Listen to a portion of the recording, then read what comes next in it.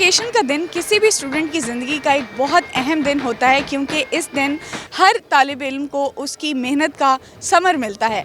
आज university of southern Punjab Multan में भी छठे कॉन्वोकेशन का इनेकाद किया गया है और स्टूडेंट्स काफ़ी पुरजोश दिखाई दे रहे हैं। स्टूडेंट्स के साथ उनके पेरेंट्स भी आए हैं उनके इस बड़े दिन को विटनेस करने के लिए, और उनके पेरेंट्स भी काफ़ी खुश दिखाई दे रहे हैं, क्योंकि जाहिर है वालिदैन की ज़िंदगी के लिए भी एक बहुत अहमियत का हामिल दिन है। उनके जो बच्चे हैं उनको डिग्री मिलने जा रही है। और बात की जाए टोटल काउंट की तो 178 तलबा और तालबात को यहाँ पर आज डिग्रीज़ और गोल्ड मेडल्स दिए जाएंगे, जिनमें 71 खुशनसीब जो तलबा और तालबात हैं उनमें गोल्ड मेडल्स तकसीम किए जाएंगे। और गोल्ड मेडल्स लेने वाले तलबा और तालबात भी काफ़ी पुरजोश दिखाई दे रहे हैं और उनकी खुशी दीदनी है।